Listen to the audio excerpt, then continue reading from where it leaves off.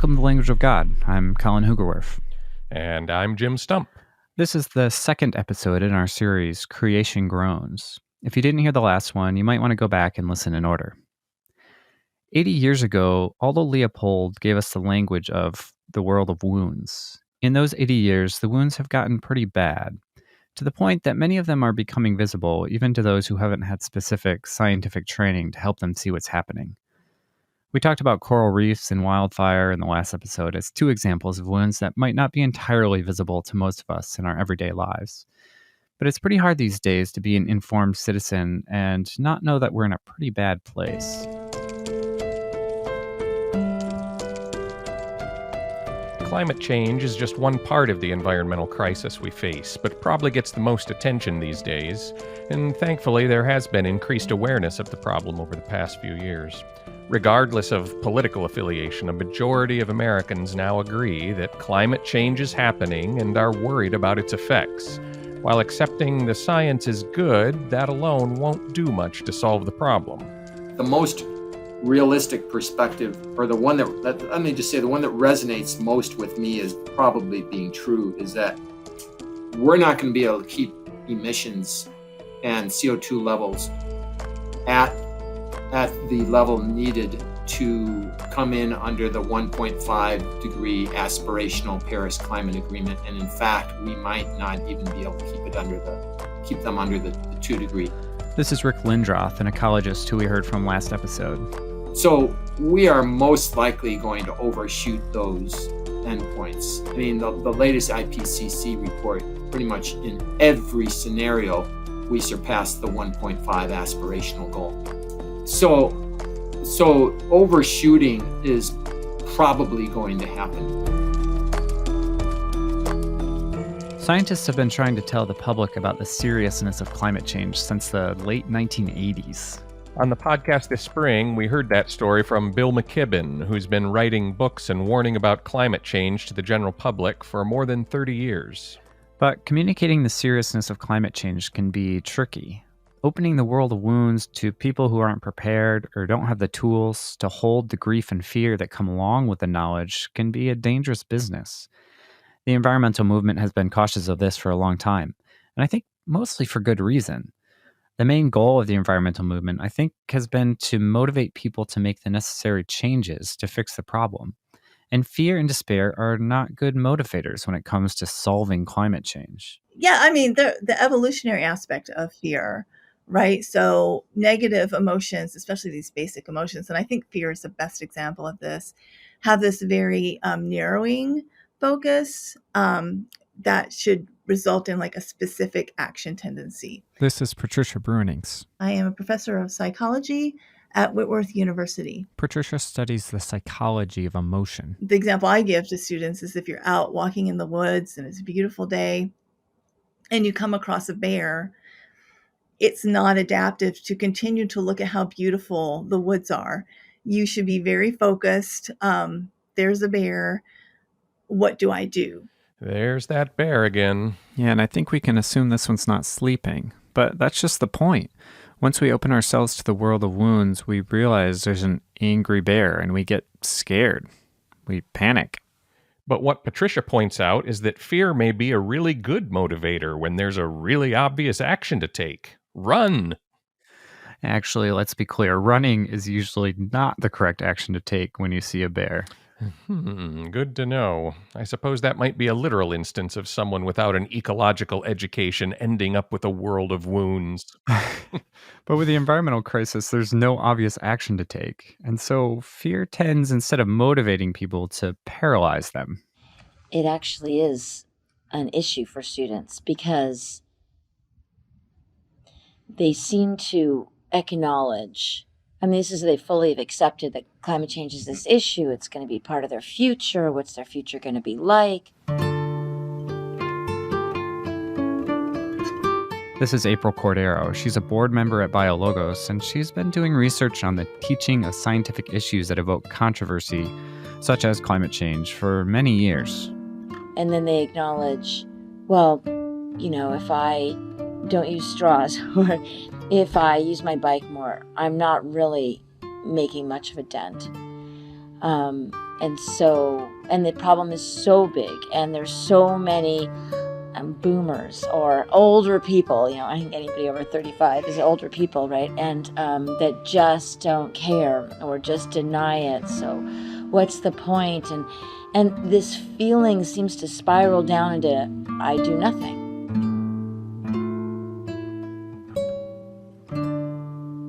This is one of the reasons why the environmental crisis has been called a wicked problem. Wicked problems aren't wicked in that they're evil, but wicked in that they're very hard, some might say impossible to solve. The terminology was developed in the early 70s by two design theorists, Horst Riddle and Melvin Weber. And they came up with 10 characteristics of wicked problems. We're not going to go through all of them, but there's a good video about wicked problems we've linked to in the show notes. One of the characteristics of a wicked problem is that they don't have a definitive formulation. Bethany Salader has been on the podcast before. I'm a lecturer in science and religion at the University of Edinburgh. Much of Bethany's research has been on the problem of evil, but more recently she's been working on a project about the environmental crisis and how to respond to such a massive problem. So you can't just say, here's the aims, here's the solutions. There's a million aims and a million solutions. Even when we look at something like, what does a healthy ecosystem look like? That seems like a simple kind of question. But then you could say, well, are we looking at fidelity to a certain historical state that it had? Are we looking at biodiversity? Are we looking at what ecosystem services it provides? Are we looking at the health of the creatures in the ecosystem? So there's a lot of different ways that you could try and decide whether, say, a forest is healthy. Wicked problems also have the annoying feature that every part of the problem can be considered to be a symptom of another problem. And one more characteristic is that the way in which you describe the problem will determine how it should be solved. In just knowing 3 of the 10 characteristics of a wicked problem, you can see that things get pretty complicated. Even among those who agree, it can be hard to see exactly the same wounds, and so every single one of us will have a slightly different idea of what the problem actually is. And then we can trace any of those problems to be caused by different problems. It all gets really messy and very overwhelming.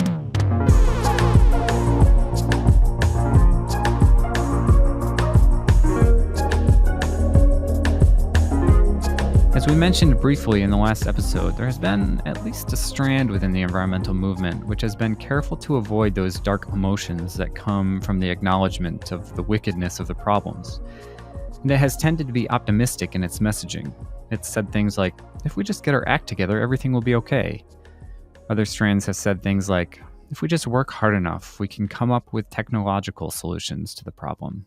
It's tempting to think that we can skip over the grief, sadness, fear, and anger that might come alongside the world of wounds. And I get the desire, as someone whose job it is to communicate science to people, to do so in a way that doesn't overwhelm them. We don't want to scare people.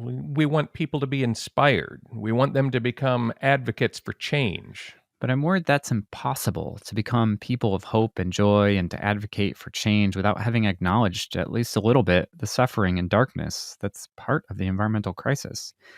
And I wonder sometimes if we've gone too far in our avoidance of the darkness. And I do think the theme of mourning, the theme of sorrow is important when we think about the environment and when we think about the devastation we're all witnessing.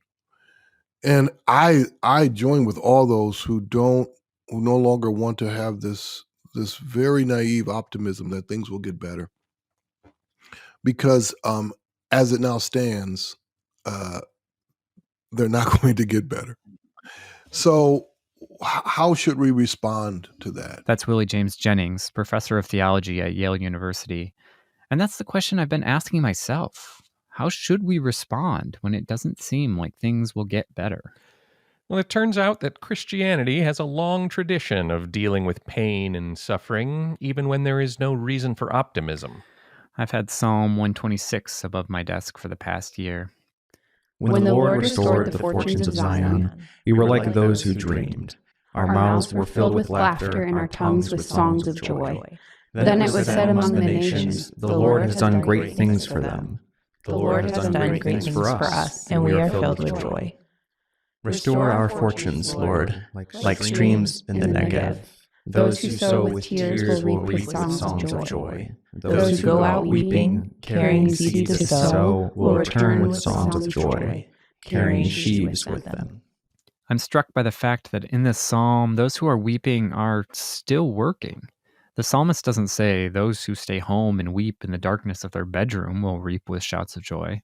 It also doesn't say that those who go out into the fields hiding their sorrow from all those around them will come home carrying sheaves. In the psalm, those who find joy and bounty are those who weep while working, presumably in community. And as a culture, even as the church, we're not very good at these things. We're not good at weeping. We're especially not good at doing it in public or in our places of work. Here's Rick Lindroth. Historical Christianity, and certainly the text that we use the most, is grief and lament are deeply embedded into our traditions, into Scripture. And yet, the way we currently practice our expressions of faith, especially, I'd say, corporate worship, rarely takes into account communal grief and communal lament. Steve Bauma-Prediger said something similar. And we ought to be good at grieving, we Christians. Lamenting and grieving. We have rituals when humans die. Why are there not similar rituals for, the closest thing we have probably is when your favorite pet dies. The Book of Common Prayer, for example, in the Anglican tradition, there are liturgies for that. But what about the big tree that died? So we've lost touch somehow with many of the parts of our tradition that help us to grieve and to lament, especially publicly. But what we learn in Scripture is that suffering is a part of the journey. Back to Paul's words from Romans, we know that suffering produces perseverance, perseverance character, and character hope. Exactly. We found a lot of support for this idea as we did our interviews. Here's Norman Wurzba, a theologian at Duke Divinity School. Grief is certainly an entryway because the grief becomes a way for us to deal with the realities that we're facing. And if you're not feeling grief, you're dead emotionally. And Patricia Bruininks again.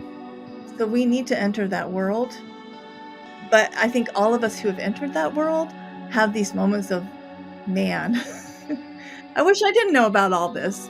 And now I know all about all this, and I can't walk that back.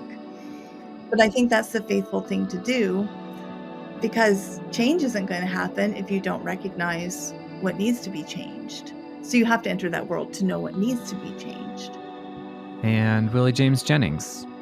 So what we need is a way to walk away from, a theological optimism that's not grounded in God's life. It's just grounded in willful ignorance and blindness. And to step into a reality of lament and mourning that actually invites us to further work, to further protest, to further reconfiguring our lives. And that's why lament is so important. Lament is really a part of recognizing that something has gone terribly wrong and something radical must be done to address it.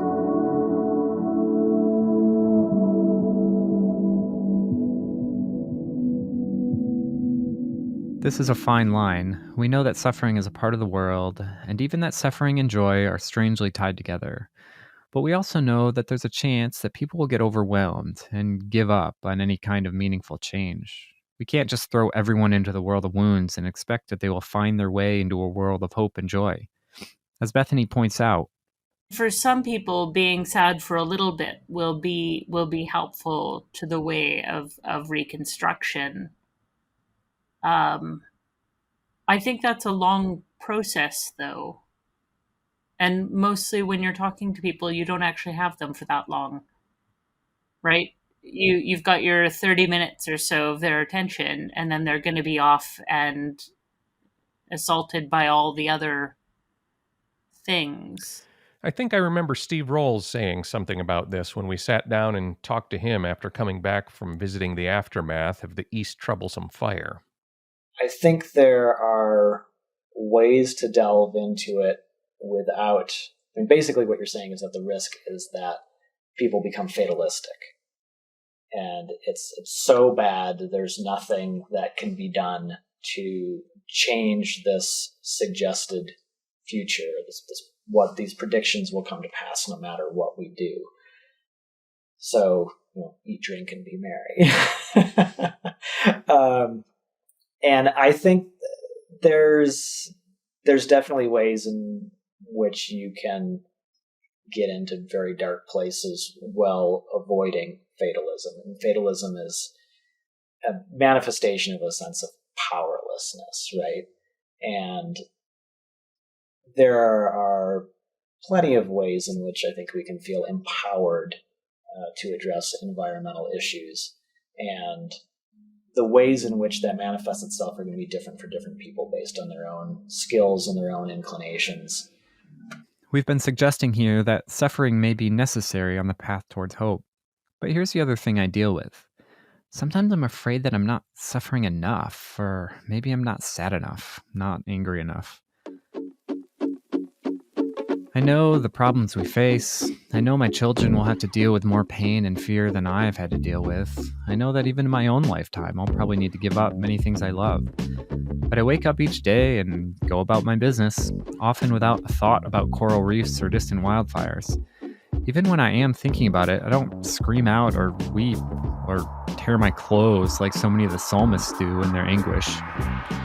There is a Christian tradition of self-flagellation, of monks who wanted to identify with the suffering of Jesus, so they'd whip themselves or otherwise intentionally make themselves suffer. Is that what you're wanting to do? Maybe not whipping myself, but I wonder whether I need to walk around with a piece of coral in my pocket or something. That sounds healthier.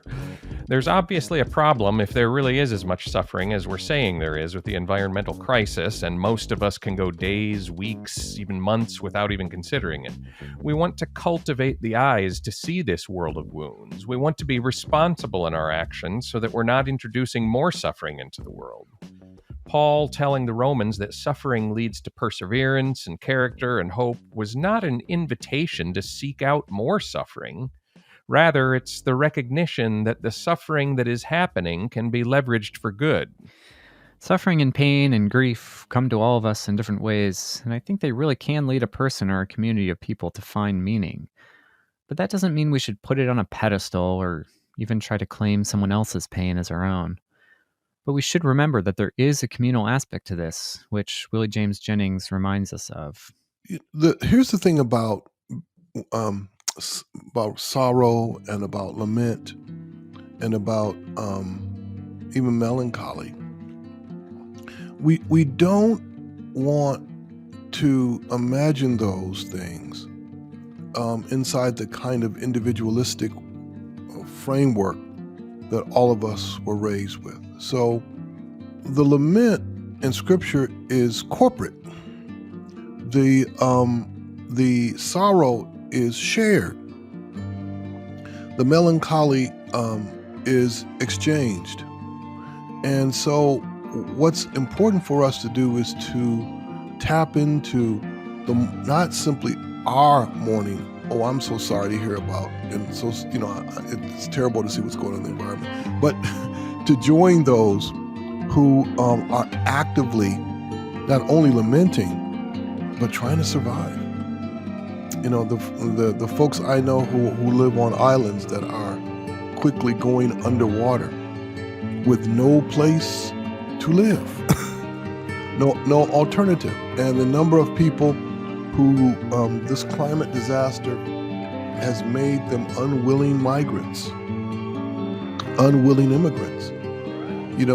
We not only mourn with them, but we engage in the fight with them of how to reconfigure life, given the fact that this part of the planet may be uninhabitable, or that part may be underwater, or whatever food that one had survived on, that food is no longer possible to be grown here.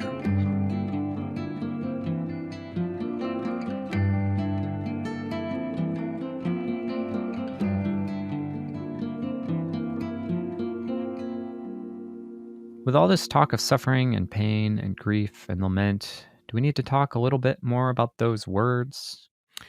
Yes, let's start with suffering. We've been making the case here that the planet is suffering, and we've called this series Creation Groans after the passage in Romans 8. We know that the whole creation has been groaning, as in the pains of childbirth, right up to the present time.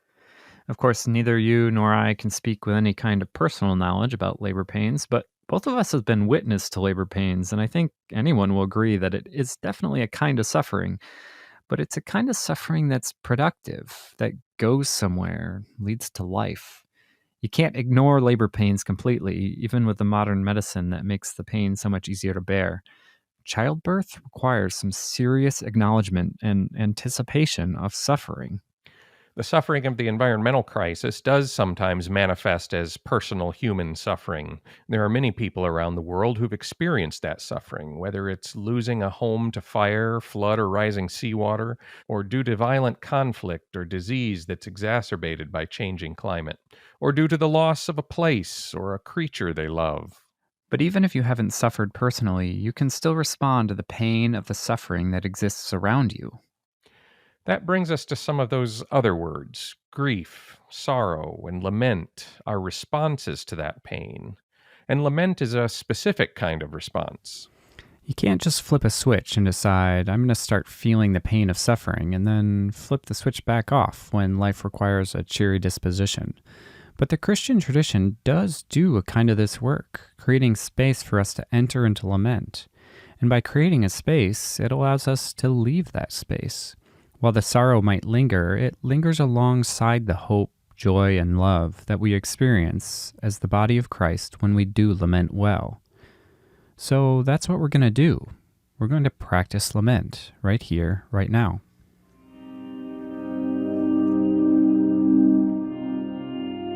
Lament is a form of prayer. Lament is also a practice that can allow us to go into the darkness without letting the darkness overwhelm us. And we go into lament with some caution. Our world is so broken, and we have learned to build high walls between ourselves and the suffering. We enter into lament only because of the realization that there is another side to lament. Lament is not the end, but only a path to hope. Enter with us now.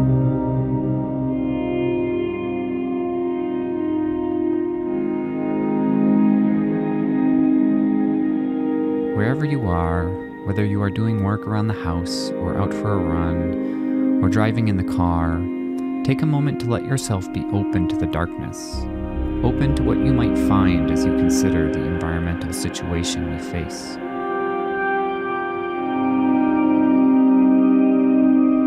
We recognize that we all enter into this from a different place. Some of us have listened to the news, have heard the talk, but the environmental damage has always seemed distant. Others have seen the wounds close up. Some are scared, some tired, some are wondering what's the big deal.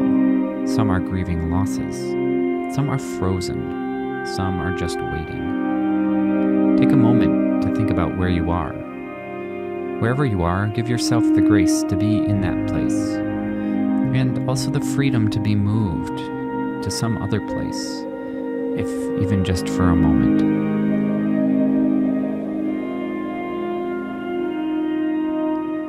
We recognize also that wherever we are all connected. We share our ground, our food. We share viruses and microbes. We share air. We share ideas. And we share our world with so many other creatures in ways we know and in so many ways that we will never fully understand. As we allow ourselves to be open to the brokenness and suffering of the planet, we enter with caution, knowing that suffering can be like an overwhelming flood, that if we open the gates at all, we might never stop the rush. But we cannot find hope without acknowledging the suffering. But we do not go into lament as an ending. Those who sow with tears will reap with songs of joy. The wounds are so great.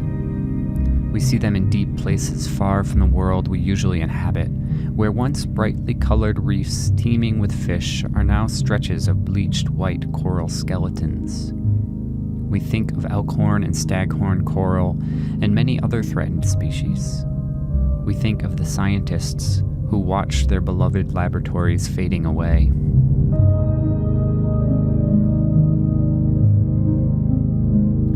Where forests once covered the mountainside and were filled with the sounds of life, the trill of birds, the crash of deer through underbrush, the hum of insects, so many mountainsides are now ash and others threatened by invading insects.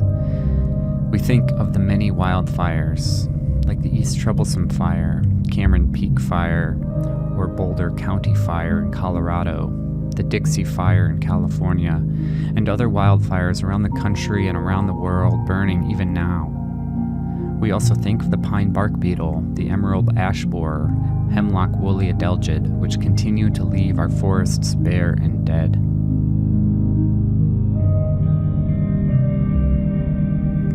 And we think of other invaders, which are creatures themselves, Asian carp in the waters of North America, cane toads in Australia, zebra mussels, and Asian longhorn beetles. We know that rising waters mean that many people who live on the coasts will lose their homes. We know that many have lost their homes already. We think of the Solomon Islands and the islands of Micronesia. We grieve the loss with those who are now wandering and homeless.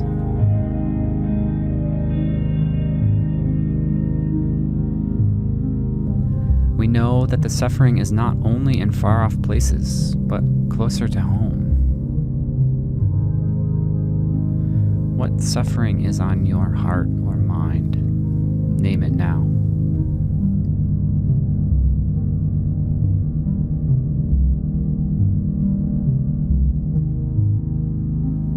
Take a moment to grieve this suffering, to let these wounds become our wounds.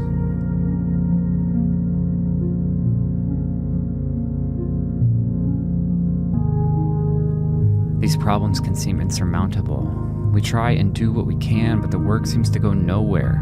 We get angry. We get tired. We get distracted. We forget.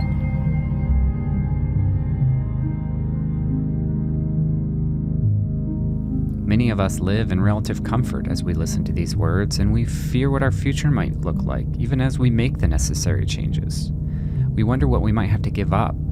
We wonder whether we will be able to travel, drive the cars we drive, eat the food we love. We wonder what the world will look like for our children, whether they will see the same landscapes, catch the glimpse of the same fantastic creatures that we have glimpsed in the dark of a deep woods.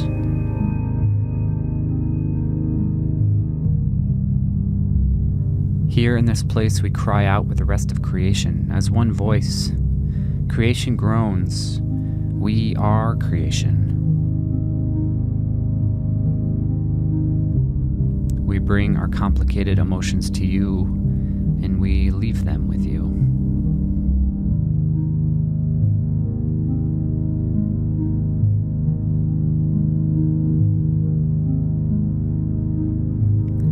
Restore our fortunes, O Lord, like streams in the Negev. May those who sow in tears reap with shouts of joy. Those who go out weeping, bearing the seed for sowing, shall come home with shouts of joy, carrying their sheaves with them. We come into this lament only because we know there is another side where there are loud songs of joy and bountiful harvests. In our lament, we recognize how little we know about the creation. We are reminded that there is so much hidden to us. Tiny interactions between microscopic creatures and massive interstellar happenings beyond what our best telescopes can see. And because we cannot see it all, we do not know how things will turn out. And in that not knowing, there is surprise and there is hope. And God, we also know that you know suffering, that you hear the groaning of creation. And so we find here a bridge from suffering to imagination.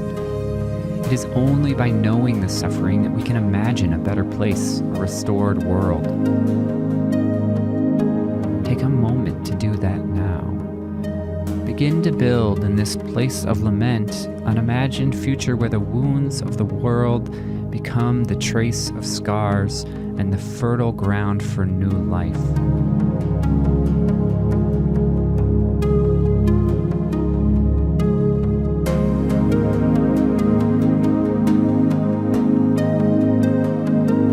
In nature, restoration often happens in small, dark places. In places of devastation, there are small refuges where life holds on. Let our lament be one of those places.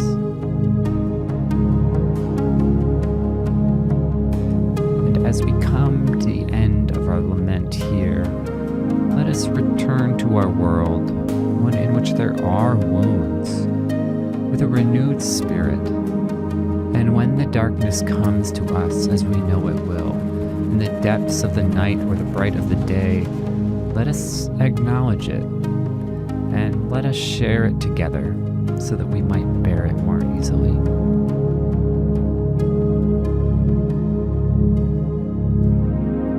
When the Lord restored the fortunes of Zion, we were like those who dreamed.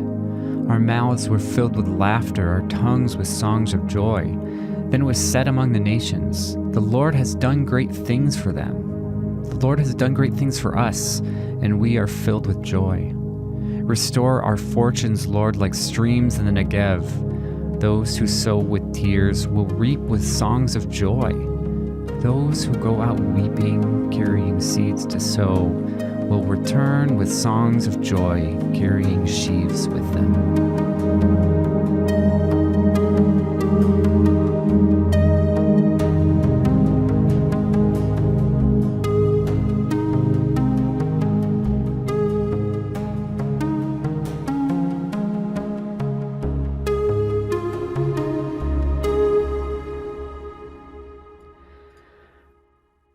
In the next episode, we're going to dive deep into hope, knowing that lament is never truly behind us, but that it will be a natural rhythm to our lives. As a movement toward that episode, we're going to end this episode by hearing from Sarah Bobdial Rolls and Steve Rolls. We heard from Steve earlier in the episode. Sarah's background is in ecology and evolutionary biology. We sat down with the two of them at their home in Colorado, looking out at the native gardens in their front yard after having returned from hiking through where the East Troublesome Fire had burned out almost 200,000 acres. And we talked about the immensity of the environmental problems we face. The process of grieving in an ecological situation is tied with the hope in the sense that when you turn from grief and start thinking about decisions or responses, you need somewhere to look.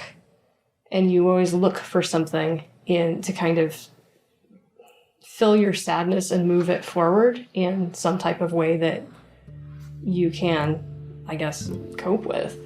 And so I think for Christians, it's the process of grieving allows space for reflecting on not only what was lost, but what could be and how you can move forward to do things that can prevent similar losses. The other thing about grief is it's often a community endeavor, and so you share grief with others. You hear the experience of someone else's sadness, and you feel that with them, and you want to help. And so ecologically, I feel like there's some lessons there for kind of the awareness and recognition of ecological degradation and what can be, and sharing that experience can help motivate people to do things slightly differently. Again, that was a very rambling kind of roundabout thing. No, that was good. I like the part about community grieving. I think is really important. It's people that grieve alone oftentimes struggle to move beyond their grief to some other stage of their life. And the community aspect is really part of that. I'd also note that some of the most resolute people that I know are those who have experienced great loss and gone through the grieving process, and it has been a great motivator for them to make sure those losses are either mitigated or avoided in the future, not because of some sunny, technology, whatever that is, or whoever is going to invent it is going to avert this ongoing disaster, but I'm going to do my part to avert this ongoing disaster because I have that motivation that comes from a recognition of loss. Next time, we'll take all we've learned, all we've lamented, and turn it toward building a future of hope. See you then.